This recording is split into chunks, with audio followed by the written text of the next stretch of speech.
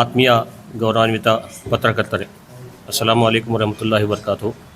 ತಮ್ಮೆಲ್ಲರ ಮೇಲೆ ಸದಾ ದೇವರ ಶಾಂತಿ ಮತ್ತು ಕರುಣೆ ಇರಲಿ. ಈಗಾಗಲೇ ತಮಗೆ ಗೊತ್ತಿರುವ ಹಾಗೆ ದಿನಾಂಕ 28/3/2026 ಮಾರ್ಚ್ ಶನಿವಾರರಂದು ಸಾಯಂಕಾಲ 7:15ಕ್ಕೆ ಜಮಾತ್ ಇಸ್ಲಾಮಿ ಹಿಂದ್ ವತಿಯಿಂದ ಈ ಸೌಹಾರ್ದ ಕೂಟ ಕಾರ್ಯಕ್ರಮವನ್ನು ಹಮ್ಮಿಕೊಳ್ಳಲಾಗಿದೆ. ತಮ್ಮ ಸ್ನೇಹಿತರೇ, ತಮಗೆಲ್ಲ ತಿಳಿದಿರುವಂತೆ ಜಮಾತ್ ಇಸ್ಲಾಮಿ ಹಿಂದ್ ಪ್ರತಿ ವರ್ಷ ಹಲವಾರು ಕಾರ್ಯಕ್ರಮಗಳನ್ನು ಮಾಡುತ್ತಾ ಬರ್ತಾ ಇದೆ. ಅದು ಬಹಿರಂಗ ಕಾರ್ಯ ಆಗಿರ್ಬೋದು, ಸಮಾಜ ಸೇವಾ ಕಾರ್ಯಕ್ರಮ ಆಗಿರ್ಬೋದು, ಅಥವಾ ಸೌಹಾರ್ದತೆ ಭೇಟಿಗಳ ಕಾರ್ಯಕ್ರಮ ಆಗಿರ್ಬೋದು, ವಿವಿಧ ಕಾರ್ಯಕ್ರಮಗಳನ್ನು ಮಾಡ್ತಾ ಬಂದಿದೆ. ಈಗಾಗಲೇ ಇದೇ ರಂಜಾನ್ ತಿಂಗಳಲ್ಲಿ ಜಮಾತ್ ಇಸ್ಲಾಮಿ ಹಿಂದ್ ವತಿಯಿಂದ ಇಫ್ತಾರ್ ಕೂಟವನ್ನು ಮಸೀದ್ ಕುಬಾದಲ್ಲಿ ಏರ್ಪಡಿಸಲಾಗಿದ್ದು, ತಾವೆಲ್ಲರೂ ಕೂಡ ಅದರಲ್ಲಿ ಬಂದಿದ್ದರು. ಅದೇ ರೀತಿಯಾಗಿ ಮಹಿಳಾ ಘಟಕದ ವತಿಯಿಂದ ಕೂಡ ವಿವಿಧ ಸ್ಥಳಗಳಲ್ಲಿ, ಹಾಸ್ಟೆಲ್ಗಳಲ್ಲಿ ಮತ್ತು ಮನೆಗಳಲ್ಲಿ ಈ ಇಫ್ತಾರ್ ಕೂಟವನ್ನು ಏರ್ಪಡಿಸಲಾಗಿತ್ತು. ಅದೇ ರೀತಿ SIO ವತಿಯಿಂದಲೂ ಕೂಡ ವಿದ್ಯಾರ್ಥಿಗಳ ಒಕ್ಕೂಟದ ವತಿಯಿಂದ ಈ ಸೌಹಾರ್ದ ಕೂಟವನ್ನು ಹಮ್ಮಿಕೊಳ್ಳಲಾಗಿದೆ. ಇದರ ಉದ್ದೇಶ ನಮ್ಮೆಲ್ಲ ದೇಶ ಬಾಂಧವರ ಜೊತೆ ಒಳ್ಳೆಯ ಒಡನಾಟ ಇರಬೇಕು, ಪ್ರೀತಿ, ವಿಶ್ವಾಸ, ಸೌಹಾರ್ದತೆ ಬೆಳಿಬೇಕು. ಆಮೇಲೆ ನಾವೇನೆಲ್ಲ ಧರ್ಮ ನಮಗೇನು ಹೇಳಿಕೊಡುತ್ತೆ, ಈ ಧರ್ಮದಲ್ಲಿ ನಾವು ಏನು ಆಚರಣೆ ಮಾಡಿ ಆಮೇಲೆ ಏನು ಅನುಸರಿಸಬೇಕು ಅಂತಕ್ಕಂಥ ಒಂದು ಸಾರಾಂಶವನ್ನು ಕೂಡ ಸಾರ್ವಜನಿಕರಿಗೆ ತಿಳಿಸಬೇಕಾಗಿದೆ.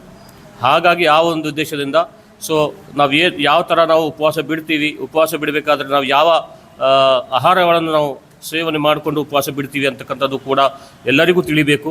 ಆ ಒಂದು ಸುಸಂದರ್ಭದಲ್ಲಿ ಎಲ್ಲರೂ ಭಾಗಿಯಾಗಬೇಕು ಅಂತಕ್ಕಂಥ ಒಂದು ಉದ್ದೇಶದಿಂದ ಇಫ್ತಾರ್ ಕೂಟದಲ್ಲಿ ಭಾಗಿಯಾಗಿದೆ. ಅದೇ ರೀತಿಯಾಗಿ ಈ 30 ದಿನಗಳ ಉಪವಾಸ ನಂತರ ಮತ್ತೆ ನಾವು ಈ ಸೌಹಾರ್ದ ಕೂಟವನ್ನು ಹಮ್ಮಿಕೊಂಡಿದ್ದೇವೆ.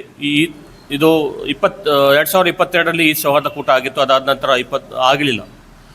ಈಗ ಆಗ್ತಾ ಇದೆ. ಹಾಗಾಗಿ ಈ ಒಂದು ಈ ಸೌಹಾರ್ದ ಕೂಟದಲ್ಲಿ ಎಲ್ಲ ಜಾತಿ ಧರ್ಮಗಳ ಜನರನ್ನು ಸೇರಿಸುವ ಒಂದು ಉದ್ದೇಶ.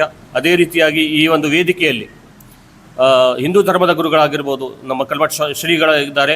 ಅದೇ ರೀತಿಯಾಗಿ ಕ್ರೈಸ್ತ ಧರ್ಮದ ಫಾದರ್ ಇದ್ದಾರೆ.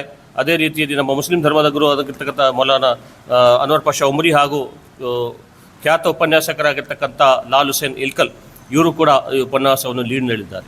ಇದರ ಜೊತೆಯಲ್ಲಿ ವಿವಿಧ ರಾಜಕೀಯ ವ್ಯಕ್ತಿಗಳು, ಅದು ಕಾಂಗ್ರೆಸ್ ಆಗಿರ್ಬೋದು, ಜನತಾದಳ ಆಗಿರ್ಬೋದು, BJP ಆಗಿರ್ಬೋದು, ಎಲ್ಲ ಪಕ್ಷಗಳಿಗೆ ಸಂಬಂಧಪಟ್ಟಂಥ ರಾಜಕೀಯ ಮುಖಂಡರು ಅವರು ಕೂಡ ಈ ಒಂದು ವೇದಿಕೆ ಮೇಲೆ ಉಪಸ್ಥಿತರಿದ್ದು ಸೌಹಾರ್ದತೆಯ ಸಂದೇಶವನ್ನು ಎಲ್ಲರ ಮುಖಾಂತರ, ಅದು ರಾಜಕೀಯವಾಗಿ ಆಗಿರ್ಬೋದು ಅಥವಾ ಧಾರ್ಮಿಕವಾಗಿರ್ಬೋದು, ಈ ಒಂದು ಸೌಹಾರ್ದತೆ ವಿಷಯ ಎಲ್ಲರಿಗೆ ಮನಗೊಳಿಸಬೇಕು, ಅದರ ಸೌಹಾರ್ದತೆಯ ವಾತಾವರಣವನ್ನು ಬೆಳೆಸಬೇಕು ಅಂತಕ್ಕಂಥ ಜಮಾತ್ ಇಸ್ಲಾಮಿ ಅನ್ನೋ ಒಂದು ಉದ್ದೇಶ ಇದೆ. ಆ ಉದ್ದೇಶದಿಂದ ಈ ಒಂದು ಸೌಹಾರ್ದ ಕೂಟವನ್ನು ನಾವು ಏರ್ಪಡಿಸಿದ್ದೇವೆ. ಹಾಗಾಗಿ ತಮ್ಮಲ್ಲಿ ನಾವು ಮನವಿ ಮಾಡಿಕೊಳ್ಳೋದು ಏನಂತಂದರೆ, ತಮ್ಮ ಪತ್ರಿಕೆಗಳಲ್ಲಿ ಈ ಸೌಹಾರ್ದತೆಯ ವಿಷಯಗಳನ್ನು ತಾವು ಹೆಚ್ಚಿನ ರೀತಿಯಲ್ಲಿ ನಿಮ್ಮ ಪರವಾಗಿ ಅದನ್ನು ಬರಿಬೇಕು. ಎಲ್ಲ ಜನರಲ್ಲಿ ಓದುವ ಮುಖಾಂತರ ಕೂಡ ಸೌಹಾರ್ದತೆ ಅಂಶಗಳು ಬರಬೇಕು ಅಂತಕ್ಕಂಥ ಒಂದು ನಮ್ಮ ಮನವಿ ನಿಮ್ಮ ಮುಖಾಂತರ. ಅದೇ ರೀತಿಯಾಗಿ ಈ ಒಂದು ಕಾರ್ಯಕ್ರಮದಲ್ಲಿ ತಾವುಗಳು ಕೂಡ ಬರಬೇಕು. ಅದೇ ರೀತಿ ತಮ್ಮ ಪತ್ರಿಕೆಗಳ ಮುಖಾಂತರ ಜನಸಾಮಾನ್ಯರಿಗೂ ಕೂಡ ಈ ವಿಷಯ ತಲುಪಿಸುವ ಹಾಗೆ ತಮ್ಮ ವರದಿ ಬರಬೇಕು ಅಂತಕ್ಕಂಥ ಒಂದು ಮನವಿಯನ್ನು ಮಾಡಿಕೊಡ್ತಾ ಇದ್ದೀನಿ.